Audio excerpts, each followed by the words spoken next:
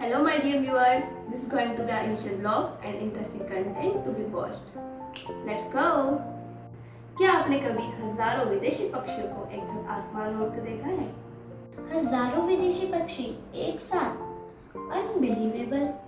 या एक ऐसा गांव देखा है जहाँ इंसान नहीं परिंदों का राज चलता है? What? परिंदों का राज? बिल्कुल। अगर नहीं देखा तो चलिए हम आपको ले चलते राजस्थान के एक ऐसे ऐतिहासिक गांव में जिसे दुनिया जानती है बर्ड विलेज के नाम से। हाल ही में बनी है भारत की न्यू रामसर साइट। जी हाँ, हम बात कर रहे हैं मैनार की, जो उदयपुर डिस्ट्रिक्ट में लोकेटेड है। ये सिर्फ एक गांव नहीं है, ये है एक मिसाल जहाँ प्रकृति और लोग साथ चलते हैं तो जमीनी स्तर पर भी अंतर्राष्ट्रीय पहचान मिल सकती है। मैनार कोई आम गांव नहीं है। यहाँ के लोग सालों से पक्षियों की सेवा और संरक्षण में जुटे हुए हैं।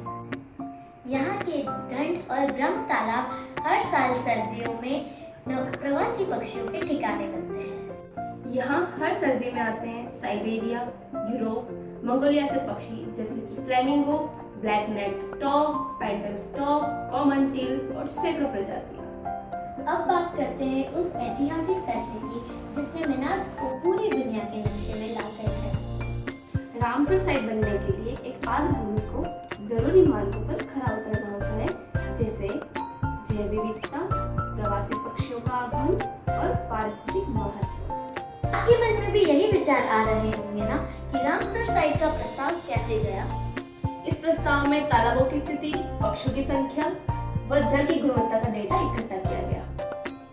वन विभाग, वेटलैंड अथॉरिटी और बर्ड एंथुसियास्ट ने मिलकर इस डेटा को राज्य सरकार के माध्यम से ministry of environment, forest and climate change तक भेजा। अंततः आधिकारिक तौर पर मैनार को रामसर साइट का दर्जा मिला।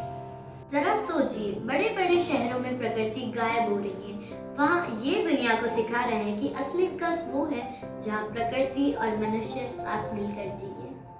इस तरह से मैनार की कहानी हमें ये सिखाती है कि अगर इरादा सच्चा हो तो गांव भी ग्लोबल हो सकता है, और प्यार से तालाब सहेजे जाते हो तो पक्षी खुद ब खुद आ जाते हैं, और जब पक्षी आते हैं तो पहचान भी खुद ब खुद आ जाती है। तो अगर आप भी ऐसे गांव को देखना चाहते हैं जहां प्रकृति और मनुष्य साथ मिलकर काम करते हैं तो मैनार में जरूर आइए। और इस वीडियो को ज़्यादा से ज़्यादा शेयर कीजिए ताकि सबको पता चले कि हमारे भारत के गांव में कितनी विशेषताएं हैं।